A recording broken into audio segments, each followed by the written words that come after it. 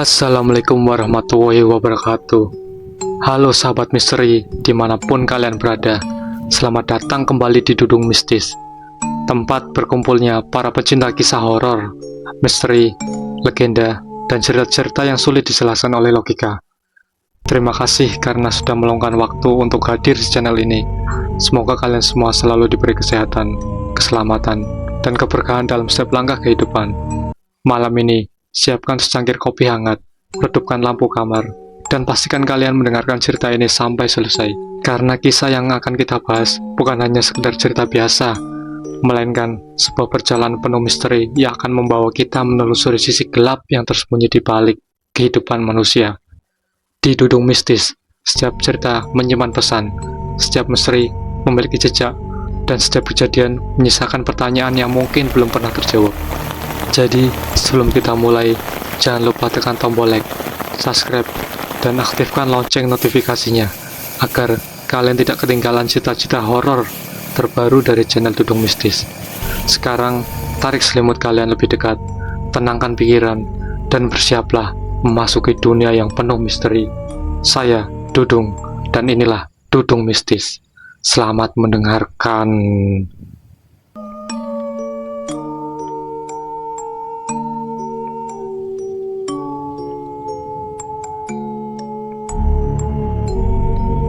Malam itu langit Jawa Tengah tampak muram.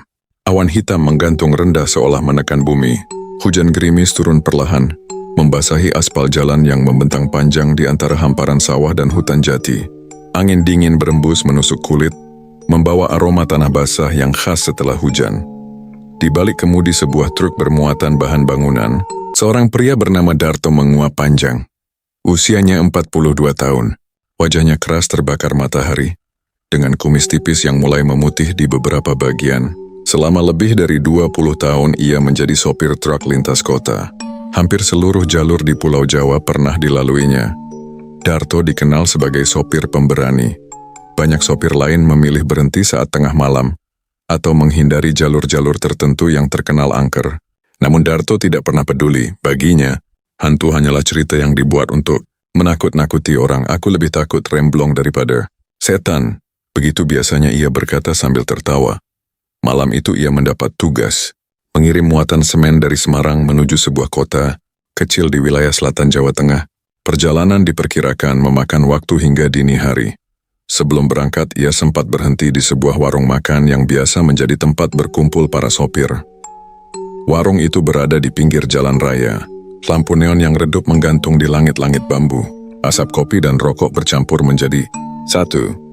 Beberapa sopir duduk melingkar sambil mengobrol.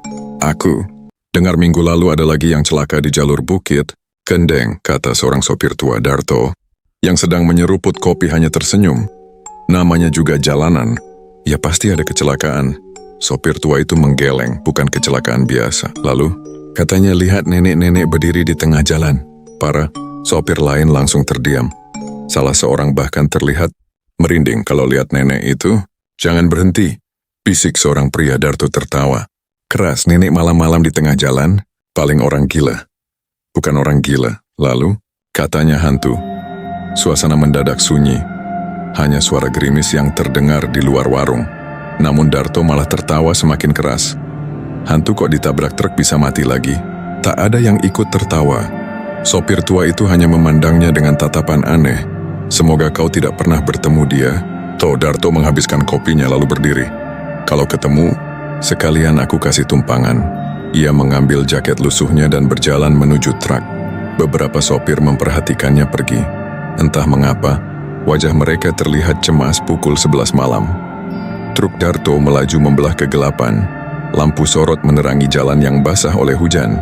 Di kiri kanan hanya ada pepohonan dan hamparan sawah yang tertutup kabut tipis. Radio tua di dashboard memutar lagu dangdut pelan Darto. Bersenandung mengikuti irama sambil sesekali mengetuk. Setir perjalanan berlangsung normal selama beberapa jam. Namun, saat memasuki kawasan Bukit Kendeng, suasana mulai berubah. Kabut turun semakin tebal, jarak pandang berkurang drastis. Lampu sorot truk hanya mampu menembus beberapa meter ke depan. Darto mengurangi kecepatan matanya, fokus memperhatikan jalan. Entah mengapa bulu kuduknya mulai terasa tidak nyaman. Padahal selama bertahun-tahun mengemudi malam, ia jarang merasakan hal seperti itu. Kabut semakin pekat. Pohon-pohon di pinggir jalan tampak seperti bayangan hitam. Raksasa yang berdiri diam mengawasi. Suara jangkrik menghilang. Tidak ada kendaraan lain yang melintas. Seolah hanya ada dirinya seorang di dunia. Itu tiba-tiba radio di dashboard mengeluarkan suara kresek-kresek. Lagu yang sedang diputar terputus lalu berubah menjadi suara dengungan panjang. Darto memukul radio. Itu biasanya cara itu berhasil. Namun kali ini suara dengungan justru semakin keras lalu terdengar suara wanita. Tua pelandat serak seperti berbisik tepat di telinganya. Tolong. Darto langsung menoleh, tidak ada siapa-siapa. Jantungnya berdegup lebih cepat. Ia segera mematikan radio. Suasana kembali sunyi. Halah, paling sinyal gangguan. Ia mencoba menenangkan diri. Namun beberapa menit kemudian, sesuatu muncul di depan truk. Sesosok bayangan berdiri. Tepat di tengah jalan, Darto langsung menginjak rem namun jaraknya sudah terlalu dekat. Sorot lampu menampilkan sosok seorang nenek tua. Tubuhnya kurus, rambut panjang putih terurai. Ia mengenakan kebaya lusuh yang basah seperti baru keluar dari kuburan. Yang paling mengerikan adalah wajahnya pucat kosong, matanya hitam pekat tanpa sorot kehidupan. Brak! Tubuh nenek itu menghantam bagian depan truk. Darto refleks membanting setir. Truk berguncang keras. Ban berdecit panjang di atas aspal basah. Setelah beberapa meter, kendaraan itu akhirnya berhenti. Napas Darto memburu, tangannya gemetar. Waduh, mati aku. Ia segera turun dari kabin. Hujan gerimis masih turun. Udara terasa sangat dingin. Dengan jantung berdebar, Darto berlari menuju lokasi tabrakan. Namun sesampainya di sana, ia membeku. Tidak ada mayat, tidak ada darah, tidak ada bekas tubuh yang tertabrak. Kosong aspal jalan hanya terlihat basah oleh hujan. Darto mengerutkan dahi. Ia menyusuri pinggir jalan, mencari ke semak-semak. Tidak ada siapapun, mustahil ia yakin benar telah menabrak seseorang. Bahkan suara benturannya masih terngiang jelas di telinganya. Loh, kemana? Perasaan tidak nyaman mulai muncul. Lalu, matanya melihat sesuatu di tengah jalan. Selembar kain, selendang, tua berwarna merah kusam, tergeletak begitu saja di atas aspal. Darto mengambilnya. Kain itu terasa dingin dan lembab. Anehnya, terdapat aroma tanah basah yang sangat menyengat. Mirip bau kuburan yang baru. Digali, Darto langsung merinding. Tanpa sadar ia memasukkan selendang itu ke dalam kabin. Mungkin punya nenek tadi. Meski berusaha berpikir logis, perasaannya mulai tidak tenang. Ia kembali masuk ke truk, mesin dinyalakan. Namun saat hendak melanjutkan perjalanan, kaca depan tiba-tiba dipenuhi embun. Padahal AC tidak menyala. Darto mengusap kaca dengan tangannya. Dan saat itulah ia melihat sesuatu melalui kaca spion. Tengah, seseorang berdiri di belakang truk. Seorang nenek, tubuhnya basah kuyup. Wajahnya pucat, matanya hitam pekat. Ia berdiri diam menatap kabin. Darto terlonjak kaget dan langsung menoleh ke belakang. Kosong, tidak ada siapa-siapa. Ia kembali melihat kaca spion. Nenek itu masih ada. Kali ini lebih dekat, bibirnya perlahan bergerak, seolah sedang mengatakan sesuatu. Darto tidak dapat mendengar suaranya, namun ia bisa membaca gerakan mulut. Itu, antarkan aku pulang. Darto membalikkan tubuhnya lagi, tetap kosong. Saat ia kembali melihat kaca spion, sosok itu telah menghilang. Napasnya tercekat, keringat dingin mengalir di pelipis. Meski udara sangat dingin, untuk pertama kalinya dalam hidupnya, Darto merasa takut berada sendirian di dalam truk. Perlahan ia memegang setir. Matanya menatap jalan berkabut di depan. Entah mengapa, ia merasa perjalanan malam itu baru saja berubah menjadi awal dari mimpi buruk yang tidak pernah ia bayangkan. Dan jauh di balik kabut tebal yang menyelimuti jalan Bukit Kendeng, sepasang mata hitam tampak mengawasinya, menunggu, mengikuti, sampai waktu tumbal berikutnya tiba. Malam setelah kejadian di Bukit Kendeng menjadi malam yang tidak pernah bisa dilupakan oleh Darto. Meski berhasil menyelesaikan pengiriman barang hingga tujuan, pikirannya terus dihantui oleh sosok nenek yang muncul di tengah jalan. Berulang kali ia mencoba meyakinkan dirinya bahwa semua itu hanyalah ilusi akibat kelelahan. Namun semakin ia berusaha melupakan kejadian tersebut, semakin sering bayangan itu muncul dalam pikirannya. Apalagi selendang merah kusam yang ditemukannya malam itu masih tersimpan di dalam kabin truk. Entah mengapa, setiap kali hendak membuangnya, selalu ada perasaan aneh yang membuatnya mengurungkan niat, seolah ada sesuatu yang tidak mengizinkan kain tua itu pergi. 2 hari kemudian, Darto kembali menjalani pekerjaannya seperti biasa. Sore itu ia mendapat jadwal mengantar muatan kayu menuju daerah Purworejo. Perjalanan diperkirakan memakan waktu hingga lewat tengah malam. Matahari mulai tenggelam ketika truknya meninggalkan gudang. Awalnya perjalanan berlangsung normal. Lalu sekitar pukul 11 malam, saat memasuki jalanan yang sepi, kejadian aneh mulai terjadi. Tok dot tok dot tok suara. Ketukan terdengar dari bagian belakang. Truk Darto mengernyit. Ia menoleh ke kaca spion. Samping dot gelap tak terlihat apapun. Tok tok dot tok suara. Itu terdengar lagi lebih keras, seolah seseorang sedang mengetuk dinding bak truk menggunakan benda keras. Paling kayunya bergeser. Darto mencoba berpikir logis, namun beberapa menit kemudian suara itu berubah. Bukannya berhenti, justru terdengar seperti langkah kaki. Duk, duk, duk, duk. Seseorang seakan berjalan di atas muatan kayu, perlahan teratur, mengikuti laju kendaraan, bulu kuduk. Darto langsung berdiri. Mustahil ada orang di sana. Sebelum berangkat, ia sendiri yang memeriksa muatan. Tidak ada siapa-siapa yang mencoba mengabaikannya. Tetapi suara langkah itu terus terdengar selama hampir 15 menit, baru menghilang saat truk melewati sebuah perempatan yang diterangi lampu jalan. Ketika suara itu lenyap, Darto justru merasa semakin tidak nyaman, karena kesunyian yang tersisa terasa jauh lebih menyeramkan. Pukul 1 dini hari, Darto memutuskan berhenti di sebuah warung kopi yang biasa menjadi tempat singgah para sopir malam. Warung itu berdiri di tepi jalan raya. Lampunya terang. Beberapa truk besar terparkir di halaman. Begitu turun dari kendaraan, Darto merasa sedikit lega. Setidaknya ada manusia yang di tempat itu. Ia duduk di bangku panjang dan memesan kopi hitam. Di sana ia bertemu seorang sopir tua bernama Pak Wiryo. Pria berusia sekitar 60 tahun itu sudah puluhan tahun melintasi jalur-jalur angker di Jawa Tengah. Wajahmu kusut, toh, kata Pak Wiryo sambil mengisap rokok. Kurang tidur, Pak Wiryo tersenyum tipis. Atau habis ketemu penunggu jalan? Darto tertawa hambar. Biasanya ia akan mengejek cerita seperti itu. Namun kali ini tidak. Pak Wiryo memperhatikan perubahan ekspresinya. Kau benar-benar melihat sesuatu? Darto terdiam beberapa saat, lalu menceritakan kejadian tabrakan di Bukit Kendeng. Semua detail, termasuk selendang merah yang masih tersimpan di kabinnya. Mendengar itu, wajah Pak Wiryo perlahan berubah pucat.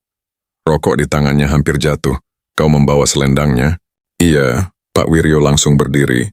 Jangan dibawa lagi. Loh, kenapa? Karena itu bukan kain biasa. Darto mulai merasa tidak nyaman. Pak Wiryo menatapnya. Serius, 20 tahun lalu aku pernah melihat selendang yang sama. Darto terdiam. Pemiliknya meninggal. Maksudnya? Bukan meninggal biasa. Pak Wiryo menghela napas panjang. Lelaki itu ditemukan tewas di dalam truknya. Karena kecelakaan, Pak Wiryo menggeleng. Tidak ada luka. Terus, matanya melotot. Wajahnya seperti melihat sesuatu yang sangat mengerikan sebelum mati. Darto merasakan tenggorokannya mengering, dan selendang itu ditemukan di kursi penumpang. Angin malam tiba-tiba terasa jauh lebih dingin. Setelah beristirahat sekitar 1 jam, Darto melanjutkan perjalanan. Namun kini pikirannya dipenuhi berbagai pertanyaan. Siapa sebenarnya nenek yang ditabraknya? Kenapa tidak ada mayat? Kenapa selendang itu selalu membuat orang ketakutan? Pukul 2 dini hari, jalan kembali sepi. Kabut mulai turun perlahan. Darto menggenggam setir lebih erat, lalu aroma aneh mulai memenuhi kabin. Awalnya samar, kemudian semakin kuat bau tanah basah. Tanah kuburan Darto langsung menutup. Hidung aroma itu sangat menyengat, padahal jendela tertutup rapat. Ia memeriksa bawah kursi, tidak ada apa-apa. Namun bau itu justru semakin pekat, seakan ada seseorang yang baru saja keluar dari liang kubur duduk di dalam kabin. Saat itulah radio truk menyala. Sendiri, krik-krik, suara statis memenuhi ruangan Darto. Langsung melirik dashboard. Tombol radio dalam posisi mati, tetapi suara tetap terdengar. Lalu perlahan muncul suara. Lain suara perempuan tua serak lemah. Antarkan aku pulang. Tubuh Darto membeku, jantungnya berdebar sangat keras. Siapa? Tidak ada jawaban. Hanya suara napas berat dari radio, kemudian terdengar tangisan. Tangisan seorang wanita, tua pelan menyedihkan, namun membuat bulu kuduk berdiri. Antarkan aku. Pulang. Brak! Darto langsung memukul radio hingga mati. Suasana kembali sunyi, namun hawa dingin di dalam kabin tetap terasa sangat dingin, seolah ada seseorang yang duduk tepat di belakangnya, mengawasi setiap gerakannya. Beberapa kilometer kemudian, rasa kantuk mulai menyerang.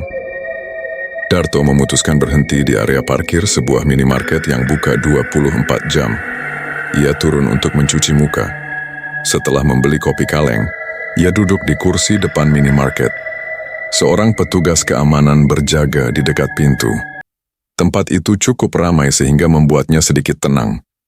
Tanpa sadar, Darto tertidur selama hampir 30 menit. Saat terbangun, ia melihat satpam sedang memandangnya dengan wajah aneh. Bapak sopir truk itu ya? Iya. Bapak tadi sendirian? Pertanyaan itu membuat Darto bingung.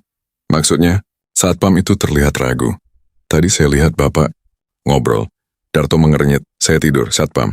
Menelan ludah. Tapi dari CCTV kelihatan ada nenek duduk di sebelah. Bapak, jantung Darto seakan berhenti sesaat. Apa? Satpam mengajak Darto masuk ke ruang monitor. Dengan tangan gemetar, Darto melihat layar rekaman. CCTV rekaman menunjukkan dirinya sedang tertidur di bangku depan minimarket. Awalnya tidak ada yang aneh. Lalu sekitar 5 menit setelah ia tertidur, muncul sosok seorang nenek perlahan berjalan dari arah gelap parkiran. Wajahnya tidak terlihat jelas, namun pakaian lusuh dan rambut putih panjangnya sangat dikenali. Nenek itu duduk tepat di samping Darto, diam tidak bergerak. Selama hampir 20 menit kemudian saat Darto terbangun, sosok itu menghilang begitu saja. Darto merasakan seluruh tubuhnya lemas. Itu CCTV-nya rusak mungkin. Satpam langsung menggeleng. Baru dipasang 3 bulan lalu. Darto tidak bisa berkata apa-apa. Tangannya mulai dingin. Untuk pertama kalinya, ia mulai percaya bahwa sesuatu memang sedang mengikutinya. Sesuatu yang bukan manusia. Menjelang subuh ia kembali masuk ke dalam kabin. Namun, kini rasa takut mulai menguasai pikirannya. Saat menyalakan mesin, matanya tanpa sengaja melihat kursi penumpang. Di sana tergeletak sesuatu. Selendang merah tua itu, padahal ia yakin menyimpannya di laci dashboard. Perlahan, Darto mengambil kain tersebut. Tangannya bergetar. Di salah satu ujung selendang terdapat tulisan yang sebelumnya tidak pernah ia lihat.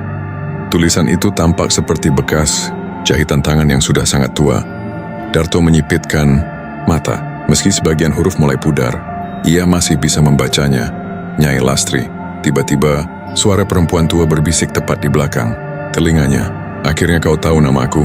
Darto spontan menoleh kosong, tidak ada siapa-siapa. Namun, ketika kembali menghadap depan, seseorang sedang duduk di kursi penumpang. Nenek itu, wajahnya pucat seperti mayat, matanya hitam pekat air, berlumpur menetes dari rambut putihnya. Ia menoleh perlahan ke arah Darto, kemudian tersenyum.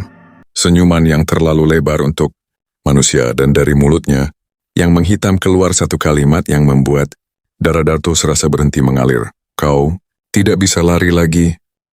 Darto menjerit keras. Refleks ia membuka pintu kabin dan melompat turun dari truk. Tubuhnya menghantam aspal dengan keras hingga lututnya terasa nyeri. Namun ia tidak peduli. Dengan napas memburu, ia menoleh ke arah kabin. Lampu dalam truk masih menyala. Kursi penumpang terlihat kosong. Tidak ada siapa-siapa. Darto berdiri terpaku. Jantungnya berdegup begitu kencang hingga terasa sakit di dada. Aku mulai gila. Kalimat itu berulang kali ia ucapkan untuk menenangkan diri. Namun jauh di dalam hatinya, ia tahu apa yang dilihatnya bukan halusinasi. Sosok itu nyata, atau setidaknya nyata bagi dirinya. Pagi hari setelah menyelesaikan pengiriman, Darto pulang ke rumahnya di pinggiran kabupaten. Gerobokan rumah sederhana itu biasanya menjadi tempat paling nyaman baginya setelah berhari-hari berada di jalan. Namun, kali ini suasananya berbeda. Begitu memasuki halaman, ia melihat istrinya, Sulastri, berdiri di depan pintu dengan wajah cemas. Kang, semalam aku mimpi aneh. Darto yang masih kelelahan hanya mengangguk. Mimpi apa? Sulastri tampak ragu. Ada nenek tua berdiri di depan rumah. Tubuh Darto langsung menegang. Nenek? Iya, rambutnya putih panjang. Dia terus melihat ke kamar kita. Darto berusaha tersenyum. Mungkin cuma mimpi, namun wajahnya sendiri terlihat pucat ya. Tidak berani menceritakan apa yang selama ini dialaminya, apalagi kepada keluarganya. Malam berikutnya, Darto tidak bisa tidur. Setiap kali memejamkan mata, bayangan Nyai Lastri muncul di hadapannya. Kadang berdiri di tengah jalan, kadang duduk di kursi penumpang, kadang muncul dengan wajah rusak, penuh darah. Pukul 2 dini hari, ia akhirnya menyerah. Ia keluar rumah dan duduk di teras. Angin malam berembus dingin, suasana desa sangat sunyi. Lalu terdengar suara langkah kaki. Krik, krik, krik. Darto langsung menoleh. Tidak ada siapa-siapa, namun suara itu terus terdengar. Seolah seseorang sedang berjalan mengelilingi. Rumahnya perlahan mengawasi, menunggu. Malam itu Darto tidak tidur sama sekali. Dan saat matahari terbit, ia mengambil keputusan. Ia harus mencari tahu siapa sebenarnya Nyai Lastri. Beberapa hari kemudian, Darto kembali menuju Bukit Kendeng. Bukan untuk bekerja, melainkan untuk menyelidiki asal-usul sosok yang menghantuinya. Menurut cerita Pak Wiryo, di dekat lokasi kecelakaan terdapat sebuah desa tua yang sudah ada sejak zaman penjajahan. Desa itu bernama Desa Karangwedi. Penduduk sekitar sering menghubungkannya dengan berbagai cerita mistis. Setelah perjalanan hampir 2 jam, Darto akhirnya tiba. Desa itu tampak tua dan sepi, rumah-rumah, kayu berdiri berjajar, banyak. Bangunan terlihat lapuk dimakan usia. Suasana di sana terasa berbeda. Entah mengapa udara terasa lebih dingin dibanding daerah sekitarnya. Darto mulai bertanya kepada warga. Awalnya tidak ada yang mau menjawab. Namun setelah mendengar nama Nyai Lastri, wajah beberapa orang langsung berubah. Mereka saling berpandangan. Seolah nama itu adalah sesuatu yang tabu. Akhirnya seorang lelaki tua menunjuk sebuah rumah di ujung desa. Temui Mbah Karto. Siapa dia? Orang yang masih tahu sejarah lama desa ini. Rumah Mbah Karto berada di dekat kebun bambu. Bangunannya sangat sederhana. Dinding kayu tua tampak hampir roboh. Ketika Darto tiba, seorang lelaki berusia sekitar 80 tahun sedang duduk di beranda. Rambutnya putih seluruhnya, matanya tajam meski tubuhnya sudah renta. Aku sudah menunggumu. Kalimat pertama itu membuat Darto terdiam. Mbah kenal saya?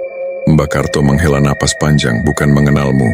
Lalu, aku mengenali kutukan yang menempel padamu. Bulu. Kuduk Darto langsung berdiri. Mereka berbicara selama berjam-jam. Darto menceritakan semua kejadian yang dialaminya sejak malam tabrakan. Mbah Karto mendengarkan tanpa menyela. Sesekali wajahnya terlihat semakin muram. Ketika cerita selesai, lelaki tua itu masuk ke dalam rumah. Ia kembali membawa sebuah kotak kayu tua. Kotak itu terlihat sangat tua, permukaannya dipenuhi ukiran aneh. Dengan hati-hati Mbah Karto membukanya. Di dalam terdapat beberapa lembar kertas kusam yang sudah menguning. Kisah ini dimulai lebih dari 30 tahun lalu. Darto menelan ludah. Mbah Karto mulai bercerita. Pada awal tahun 90-an, pemerintah berencana membangun jalur baru yang melintasi kawasan Bukit Kendeng. Jalan itu diharapkan dapat mempercepat transportasi antar wilayah. Namun, proses pembangunannya tidak berjalan lancar. Sering terjadi kecelakaan, alat berat rusak tanpa sebab. Beberapa pekerja meninggal secara misterius. Akibatnya, proyek berulang kali tertunda. Saat itulah seorang mandor proyek mendatangkan seorang dukun terkenal dari luar daerah. Dukun itu dikenal memiliki ilmu hitam yang sangat kuat, namanya Ki Brahma. Awalnya ia diminta melakukan ritual biasa untuk membersihkan lokasi. Namun ritual itu berubah menjadi sesuatu yang jauh lebih gelap. Ki Brahma mengatakan bahwa tanah di Bukit Kendeng dihuni makhluk penjaga yang marah. Menurutnya, proyek hanya akan berhasil jika diberikan tumbal manusia. Darto merasakan tenggorokannya mengering. Tumbal manusia? Mbah Karto mengangguk perlahan. Dulu banyak orang percaya hal seperti itu. Mereka benar-benar melakukannya. Ya, korban pertama adalah seorang janda miskin yang hidup sendirian. Namanya Lastri. Ia dikenal baik oleh warga. Namun karena tidak memiliki keluarga, keberadaannya dianggap tidak penting oleh orang-orang yang serakah. Suatu malam Lastri menghilang, tidak ada yang tahu kemana perginya. Beberapa hari kemudian proyek jalan kembali berjalan lancar. Sejak saat itu berbagai kecelakaan berhenti. Namun, warga mulai mendengar suara tangisan perempuan setiap malam dari arah jalan. Baru Dod banyak yang melihat sosok wanita tua berjalan sendirian di tengah kabut. Sebagian menganggapnya arwah Lastri, sebagian memilih diam karena takut. Darto menggenggam kursi dengan kuat. Lalu kenapa dia menghantui saya? Mbak Karto menatapnya lama. Karena kau telah menyentuh ikatan tumbalnya. Maksudnya, selendang itu. Darto membeku. Menurut Mbah Karto, selendang merah yang ditemukan Darto adalah bagian dari ritual tumbal. Benda itu digunakan saat Lastri dibawa ke lokasi pengorbanan. Selama puluhan tahun selendang tersebut tidak pernah ditemukan. Hingga malam ketika Darto menabrak sosok Nyai Lastri, itu bukan kecelakaan biasa. Jadi, saya tidak benar-benar menabraknya. Arwah itu sengaja menampakkan diri. Darto mulai merasakan kepalanya pusing. Kenapa memilih saya? Wajah Mbak Karto mendadak serius. Karena waktunya sudah dekat. Waktu apa? Waktu pergantian tumbal, ruangan tiba-tiba terasa sangat dingin. Mbak Karto kemudian menunjukkan salah satu lembar kertas tua dari dalam kotak. Itu adalah catatan ritual milik Ki Brahma. Tulisan tangan yang sudah pudar memenuhi halaman. Terdapat puluhan nama, sebagian diberi tanda silang merah. Itu korban-korban sebelumnya. Darto memperhatikan daftar tersebut nama demi nama. Semuanya adalah orang yang meninggal dalam kecelakaan misterius selama 30 tahun terakhir. Lalu matanya berhenti. Pada bagian paling bawah, napasnya langsung tercekat. Di sana tertulis satu nama yang sangat dikenalnya, Darto. Pinsar Kim, tangan Darto gemetar hebat. Itu namanya. Mbak Karto mengangguk pelan. Waktu tumbal berikutnya tinggal beberapa minggu. Dunia seolah berhenti berputar. Mustahil. Arwah Lastri membutuhkan pengganti. Tapi saya tidak mau mati. Mbak Karto menatapnya dengan iba. Tak ada satupun korban sebelumnya yang ingin mati. Saat matahari mulai tenggelam, Darto meninggalkan rumah Mbah Karto dengan pikiran kacau. Semua yang ia dengar terasa mustahil. Namun kejadian-kejadian yang dialaminya membuatnya sulit menyangkal. Saat melewati jalan keluar desa, ia melihat sesuatu yang membuat darahnya membeku. Di tengah sawah berdiri seorang wanita tua. Nyai Lastri diam tak bergerak, jaraknya sekitar 100 meter. Namun Darto bisa merasakan tatapan mata hitam itu menembus tubuhnya. Perlahan sosok tersebut mengangkat tangan, lalu menunjuk ke arah jalan Bukit Kendeng, seolah mengundangnya datang, atau memperingatkannya. Tiba-tiba, langit yang tadinya cerah berubah mendung. Angin berembus, kencang. Suara tangisan perempuan terdengar samar dari kejauhan. Darto segera masuk ke truk dan menyalakan mesin. Namun sebelum kendaraan bergerak, sebuah bayangan muncul di kaca. Depan bukan satu melainkan banyak puluhan. Sosok pria, wanita, anak-anak semuanya berdiri di tengah jalan dengan wajah pucat. Tubuh mereka penuh. Luka mata mereka kosong, korban-korban, tumbal yang telah mati. Dan di antara mereka, Nyai Lastri berdiri paling depan, dengan senyum yang perlahan melebar. Sementara suara bisikan memenuhi kabin. Waktumu hampir tiba. Suara bisikan itu terus terngiang di kepala Darto sepanjang perjalanan pulang dari desa Karangwedi. Waktumu hampir tiba. Kalimat itu terdengar berulang-ulang. Kadang samar seperti di bawah angin. Kadang begitu jelas seolah ada seseorang yang duduk tepat di belakangnya. Darto berusaha memusatkan perhatian pada jalan. Namun pikirannya kacau. Nama dirinya yang tertulis dalam buku ritual tua milik Ki Brahma terus menghantuinya. Bagaimana mungkin namanya bisa tercatat dalam daftar yang dibuat puluhan tahun lalu? Semakin dipikirkan, semakin tidak masuk akal. Namun sejak bertemu Nyai Lastri, hidupnya memang sudah jauh dari kata masuk akal. Malam itu hujan turun deras, petir sesekali menyambar langit. Saat Darto tiba di rumah, suasana terasa aneh. Lampu ruang tamu menyala, tetapi pintu depan terbuka sedikit. Padahal biasanya istrinya selalu mengunci pintu saat malam. Darto segera masuk. Sulastri. Tidak ada jawaban, ia melangkah lebih cepat menuju ruang tengah. Di sana ia menemukan istrinya duduk di lantai sambil memeluk anak mereka, Rina yang baru berusia 11 tahun. Wajah keduanya pucat, mata mereka sembab seperti habis menangis. Ada apa? Sulastri langsung berdiri. Kang, ada yang aneh. Darto merasakan jantungnya berdebar. Apa? Rina menunduk ketakutan. Lalu dengan suara bergetar ia berkata, Tadi ada nenek di kamar. Tubuh Darto langsung membeku. Menurut cerita Rina, saat sedang belajar di kamarnya menjelang maghrib, ia mendengar suara seseorang memanggil namanya dari bawah tempat tidur. Awalnya ia mengira ibunya sedang bercanda. Namun suara itu terus terdengar, pelan parau seperti suara wanita tua. Rina, Rina. Karena penasaran, gadis kecil itu menunduk untuk melihat ke bawah ranjang. Dan di sanalah ia melihatnya. Wajah seorang nenek tua, matanya hitam, kulitnya pucat seperti mayat, tersenyum lebar sambil menatapnya. Rina langsung berteriak histeris. Ketika Sulastri datang, sosok itu sudah menghilang. Mendengar cerita tersebut, tangan Darto mulai gemetar. Kini ia sadar, kutukan itu tidak lagi hanya mengincarnya. Keluarganya juga mulai terseret. Malam semakin larut. Darto tidak bisa tidur. Ia duduk di ruang tamu sambil memegang tasbih. Meski bukan orang yang terlalu religius, saat itu hanya doa yang bisa membuatnya sedikit tenang. Pukul 1 dini hari, terdengar suara dari luar rumah. Krek, krek, krek, seperti suara langkah kaki di atas tanah basah. Darto segera membuka jendela. Di halaman rumah tampak seorang wanita tua berdiri di bawah pohon mangga.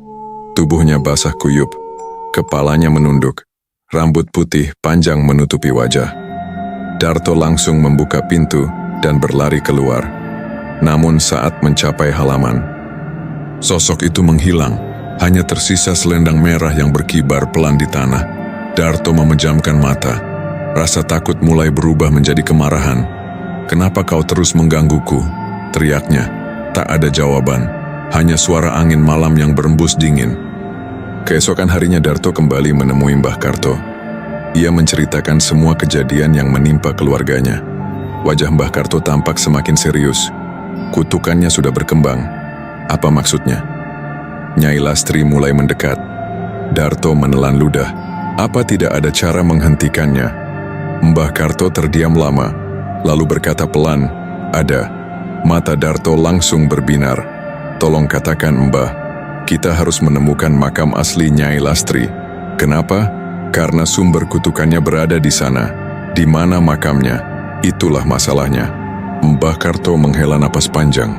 Tidak ada yang tahu. Pencarian makam Nyai Lastri pun dimulai. Selama beberapa hari berikutnya, Darto dan Mbah Karto mendatangi berbagai tempat di sekitar Bukit Kendeng. Mereka mewawancarai warga tua, mengunjungi arsip desa, mencari catatan-catatan lama yang masih tersisa. Akhirnya mereka menemukan petunjuk penting. Ternyata setelah ritual tumbal dilakukan, jasad Lastri tidak dimakamkan secara layak. Tubuhnya dikubur diam-diam di bawah sebuah pohon beringin tua yang kini berada tepat di dekat jalur utama Bukit Kendeng, tempat yang selama puluhan tahun menjadi lokasi kecelakaan paling sering terjadi. Mendengar hal itu, Darto langsung memahami semuanya. Jalan tersebut seolah dibangun di atas penderitaan seseorang yang tidak pernah mendapatkan keadilan. Namun semakin dekat mereka pada kebenaran, semakin ganas teror yang muncul. Suatu malam saat Darto sedang mengemudi melewati jalan desa, truknya tiba-tiba kehilangan kendali. Padahal rem berfungsi normal. Setir bergerak sendiri. Kendaraan besar itu melaju ke arah jurang. Darto panik. Dengan seluruh tenaga ia menarik setir ke arah berlawanan. Ban berdecit keras, truk nyaris terbalik. Beberapa detik kemudian kendaraan berhenti hanya beberapa sentimeter dari bibir jurang. Napas Darto memburu. Tangannya gemetar. Lalu dari kaca spion ia melihat Nyai Lastri duduk di kursi belakang.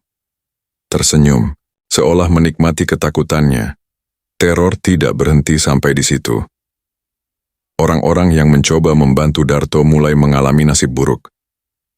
Seorang warga yang menunjukkan lokasi lama, ritual tumbal ditemukan meninggal akibat kecelakaan motor. Seorang penjaga arsip desa mendadak sakit keras tanpa sebab yang jelas. Bahkan Pak Wiryo yang pertama kali memperingatkan Darto mengalami kecelakaan tunggal saat mengemudikan truk. Beruntung ia selamat. Namun sebelum pingsan, Pak Wiryo sempat berkata kepada warga bahwa ia melihat seorang nenek berdiri di tengah jalan. Darto mulai merasa bersalah, seolah semua orang di sekitarnya ikut menjadi korban karena dirinya. Seminggu kemudian, Mbah Karto akhirnya menemukan sesuatu yang mengejutkan. Sebuah catatan tua milik Ki Brahma. Dalam catatan tersebut tertulis bahwa ritual Tumbal berikutnya akan terjadi tepat pada malam Jumat Kliwon di bulan Suro. Dan malam itu tinggal 3 hari lagi. 3 hari.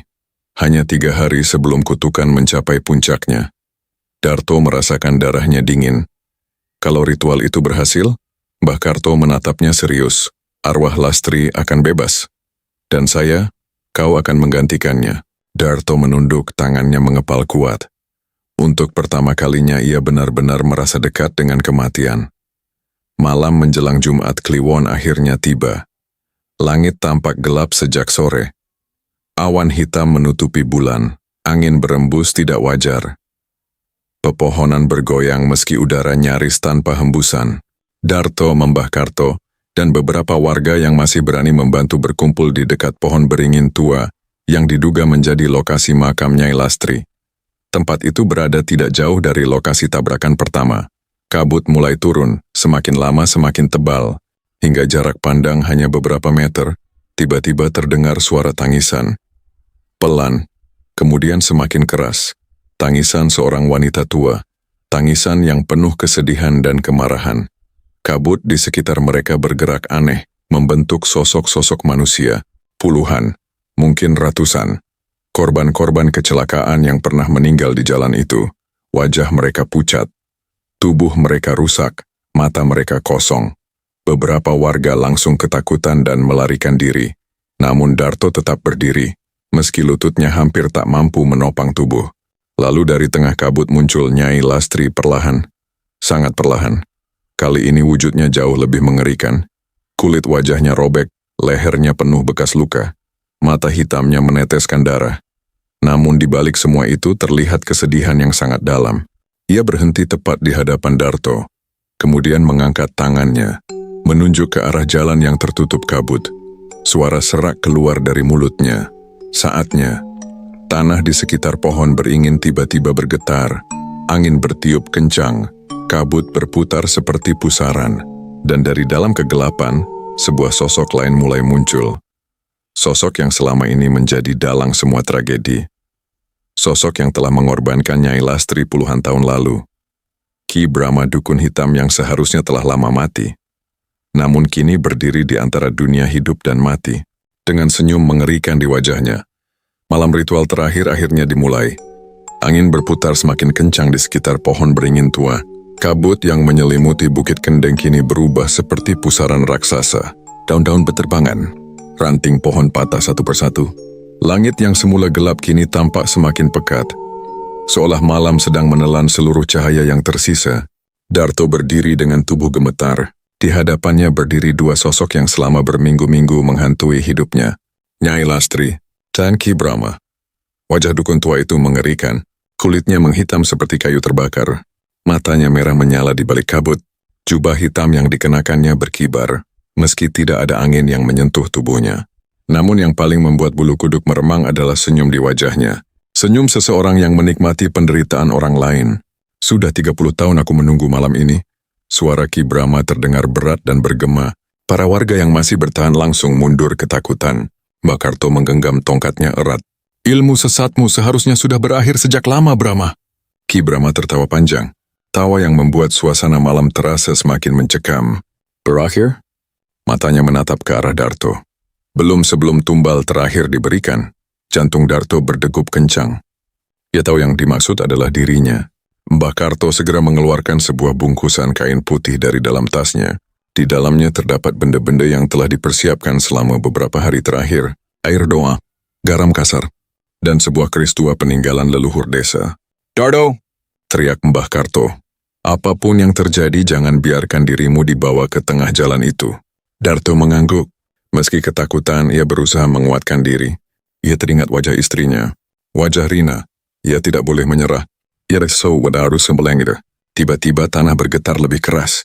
Dari dalam kabut bermunculan puluhan sosok yang pernah dilihat Darto sebelumnya.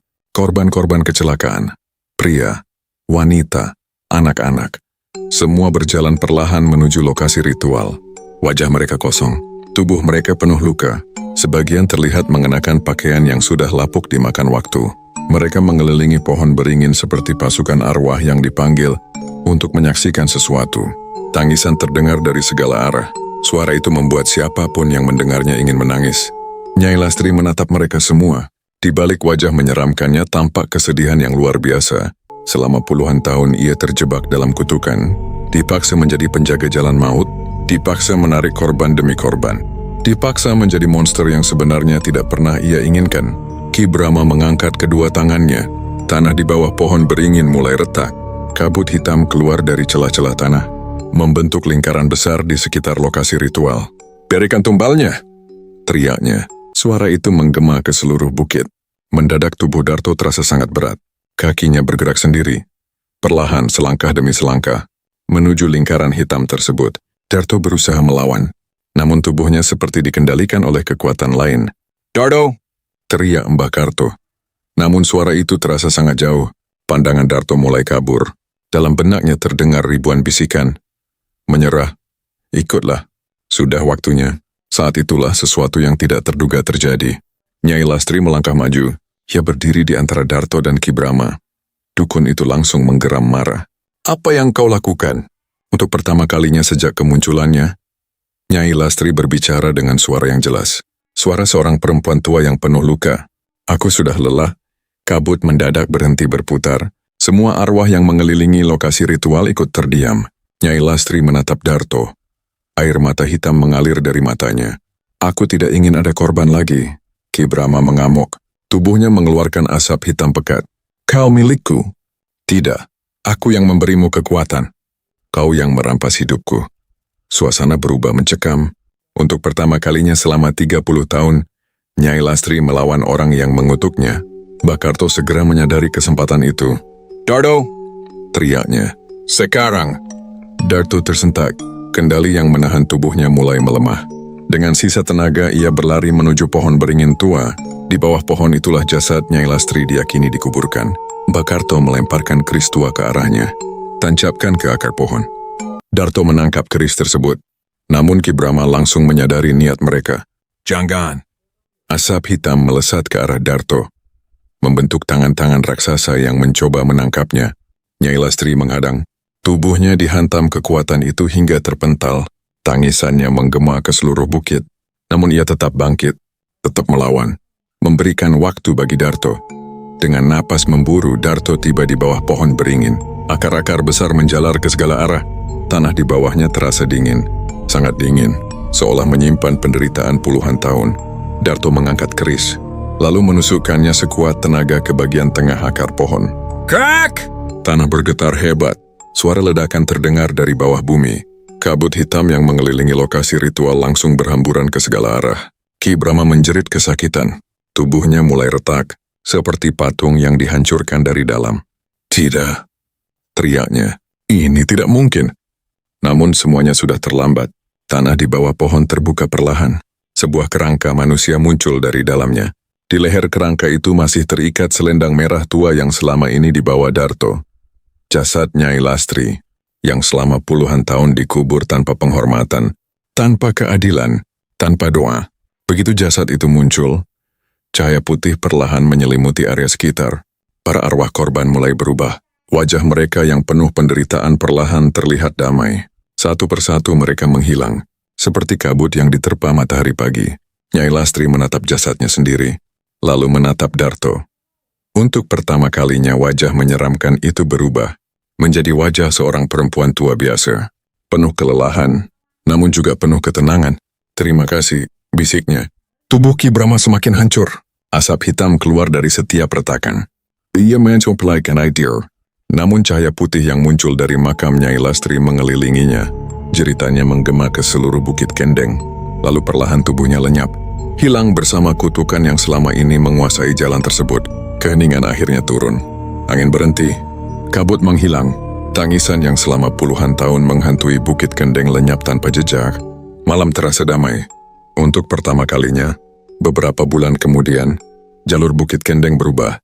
Kecelakaan misterius yang selama ini sering terjadi mendadak berhenti. Warga sekitar mulai berani melintas pada malam hari. Tidak ada lagi laporan penampakan. Tidak ada lagi suara tangisan. Tidak ada lagi nenek tua yang berdiri di tengah jalan. Mbah Karto dan warga desa akhirnya memakamkan jasad Nyai Lastri secara layak. Sebuah batu nisan sederhana didirikan di atas makamnya. Di sana tertulis, Nyai Lastri korban ketidakadilan yang akhirnya mendapatkan kedamaian.